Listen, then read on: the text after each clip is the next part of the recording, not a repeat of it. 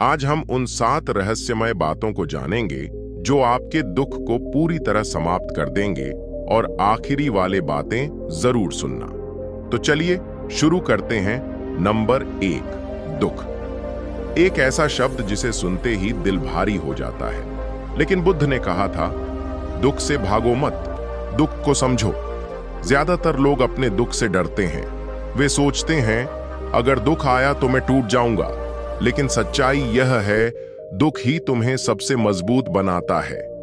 बुद्ध ने हमें सिखाया कि दुख का कारण हमारी इच्छाएं हैं। हम जो चाहते हैं, अगर वह पूरा नहीं होता तो दर्द होता है। लेकिन अगर हम अपनी इच्छाओं को समझ लें और उन्हें नियंत्रित करना सीख लें, तो दुख भी खुद ब खुद मिटने लगता है। दुख से लड़ो मत, उसे पकड़ कर देखो, उससे बात करो, उससे पूछो, तू आया क्यों है? हर दुख तुम्हें कुछ सिखाने आया है। कभी धैर्य, कभी प्रेम, कभी माफ करना, कभी खुद को समझना। जिस दिन तुम दुख को स्वीकार कर लोगे, उसी दिन से वह तुम्हें सताना बंद कर देगा। क्योंकि दुख को समझना मतलब खुद को समझना, और खुद को समझना ही असली आजादी है। तो अगली बार जब दिल दुखे, तो उससे भागो मत। बैठो खुद के साथ, उस दर्द के साथ, क्योंकि वही तुम्हें वहां ले जाएगा जहां सच्चा सुख तुम्हारा इंतजार कर रहा है। याद रखो, दुख तुम्हारा दुश्मन नहीं, तुम्हारा सबसे बड़ा शिक्षक है। उसे समझो, उसे अपनाओ। यही बुद्ध का पहला संदेश है, दुख को समझो और स्वीकारो। नंबर 2, क्या आपने कभी सोचा है कि हम दुखी क्यों होते हैं? क्योंकि हमारी इच्छाएं कभी खत्म ही नहीं होती। एक इच्छा पूरी होती है तो दूसरी इच्छा जन्म ले लेती है। हम दौड़ते हैं, भागते हैं और फिर भी खाली रह जाते हैं। बुद्ध ने कहा था, इच्छाओं का कोई अंत नहीं, लेकिन जो उन्हें नियंत्रित करना सीख लेता है, वही सच्चे सुख को पा सकता है। आज हम चाहते हैं ज्यादा पैसा, ज्यादा शोहरत, ज्यादा रिश्ते, लेकिन हर ज्यादा के पीछे छिपा है एक अनदेखा दर्द कि अभी जो है वह काफी नहीं है। लेकिन सोचो, अगर हम रुककर देखें, शांत होकर महसूस करें कि जो कुछ हमारे पास है वही पर्याप्त है, तो कैसा लगेगा? यही है सुख की असली कुंजी। इच्छाओं पर नियंत्रण। इच्छाएं हो, इसमें कोई बुराई नहीं, लेकिन उनके गुलाम बनना, यही असली दुख है। जो अपने मन की इच्छाओं को देख सकता है, समझ सकता है और कह सकता है, ठीक है, तू है, लेकिन मैं तेरा मालिक हूं, वही जीवन में आजादी का स्वाद छक सकता है। कम इच्छाएं, कम दुख, सीमित इच्छाएं, असीम सुख।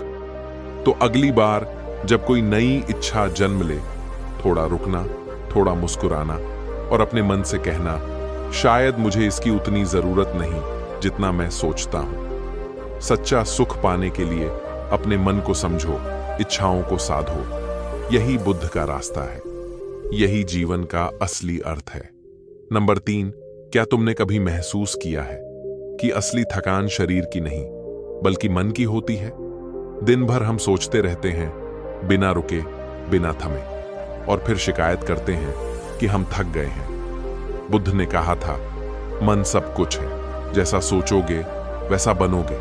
अगर मन अशांत है तो दुनिया भी बिखरी हुई लगती है, लेकिन अगर मन शांत है तो तूफान के बीच भी हम मुस्कुरा सकते हैं। तो कैसे शांत करें इस उग्र मन को? कैसे रोकें उन विचारों की आंधी को?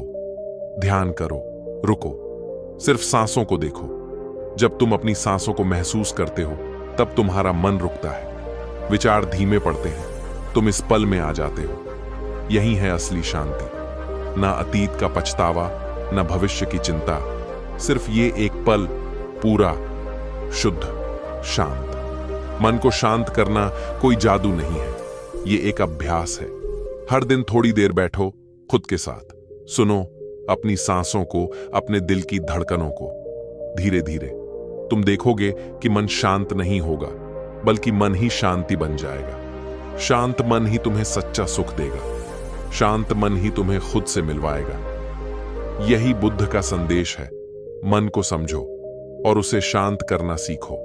नंबर 4, क्रोध एक ऐसी आग जो सबसे पहले हमें ही जलाती है, जिसे हम दूसरों पर फेंकते हैं, लेकिन सबसे गहरा जख्म खुद को दे जाते हैं। बुद्ध ने कहा था, क्रोध को पकड़ना जलती हुई आग को पकड़ने जैसा है, तुम जलोगे, दूसरा नहीं। सोचो, कितनी बार तुमने गुस्से में ऐसे शब्द कहे होंगे जिनका पछतावा बाद में हुआ। कितनी बार अपनों को दुख पहुंचाया सिर्फ इसलिए कि तुम्हारे भीतर आग लगी थी। लेकिन क्या सच में कोई हमें क्रोधित कर सकता है? या फिर हम खुद अपनी भावनाओं के गुलाम बन जाते हैं? क्रोध का उत्तर क्षमा है। जब तुम्हें गुस्सा आए तो खुद से एक सवाल पूछो, क्या यह गुस्सा मेरा बोझ बढ़ा रहा है? अगर हां, तो उसे जाने दो, माफ कर दो, ना उनके लिए बल्कि खुद के लिए। माफी कोई कमजोरी नहीं है, यह सबसे बड़ी ताकत है। जो माफ कर सकता है वही अपने दर्द से ऊपर उठ सकता है। क्रोध हमें नीचे खींचता है, क्षमा हमें ऊपर उठाती है। हर बार जब तुम्हारा दिल जले तो याद करना बुद्ध के शब्द, क्षमा ही वह जल है जो इस आग को बुझा सकता है। माफ करो खुद के लिए, मुक्त हो जाओ। नंबर 5, असफलता एक ऐसा शब्द जिसे सुनते ही दिल डर से भर जाता है।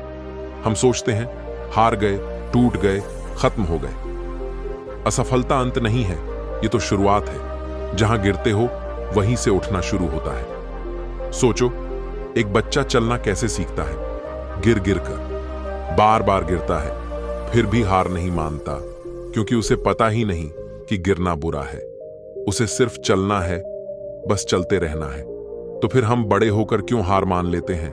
क्यों एक असफलता से खुद को नाकाम मान लेते हैं? जो गिरने से डरता है वह उड़ने का सपना भी नहीं देख सकता। असफलता हमें तोड़ने नहीं आती, वह हमें गढ़ने आती है। हमें सिखाने आती है धैर्य, हिम्मत, आत्मविश्वास। हर बार जब तुम हारो तो मुस्कुराओ, क्योंकि तुम्हें मौका मिला है खुद को फिर से नया बनाने का। पथ पर चलो, चाहे कितनी भी बार गिरो। गिरना रास्ते का हिस्सा है, मंजिल नहीं। तो अगली बार जब असफलता सामने आए तो उससे भागो मत, उसे गले लगाओ, क्योंकि वही तुम्हारी सबसे बड़ी शिक्षक है।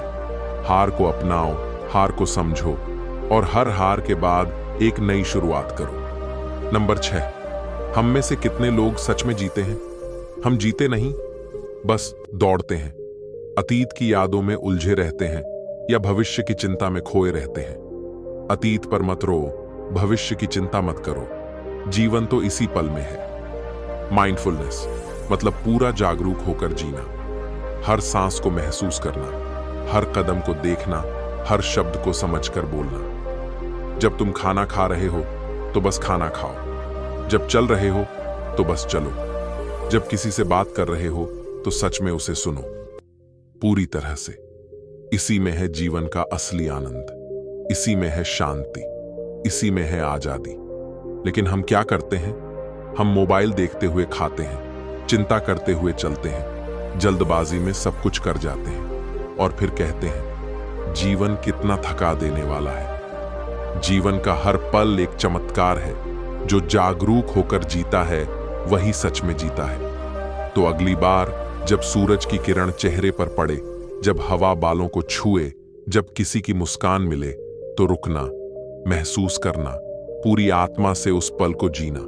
याद रखो, जीवन न अतीत में है न भविष्य में, जीवन सिर्फ अभी में है। इस पल को पकड़ो, इसे पूरी तरह जियो। यही है असली सुख, यही है बुद्ध का सच्चा संदेश। नंबर 7, हमें सबसे ज्यादा दर्द किससे मिलता है? दूसरों से नहीं, अपने अहंकार से। जब कोई हमारी बात न माने, हमारा सम्मान न करे या हमें नजरअंदाज करे, तो हमारे भीतर एक चुभन होती है, एक जलन। क्यों? क्योंकि हमारा अहंकार आहत होता है। अहंकार को पकड़ना खुद को जंजीरों में बांधना है। जब तक अहंकार है तब तक पीड़ा है, तब तक दूरी है, तब तक प्रेम मर जाता है। हम अपने अस्तित्व को इतना बड़ा बना लेते हैं कि हमें सामने वाला छोटा लगने लगता है। और फिर शुरू होता है संघर्ष, रिश्तों में, समाज में, अपने भीतर। लेकिन जब तुम अहंकार को छोड़ देते हो तो तुम्हारे भीतर जगह बनती है प्रेम के लिए।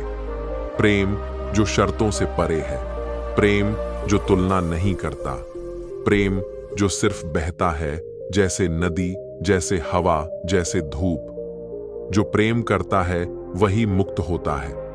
प्रेम से देखने का मतलब है हर इंसान को उसकी कमजोरियों के साथ अपनाना, हर परिस्थिति को धन्यवाद देना, खुद को भी अपनी सभी कमियों के साथ गले लगाना। अहंकार हमें अलग करता है, प्रेम हमें जोड़ता है। अहंकार से दुख पैदा होता है, प्रेम से सुख बहता है।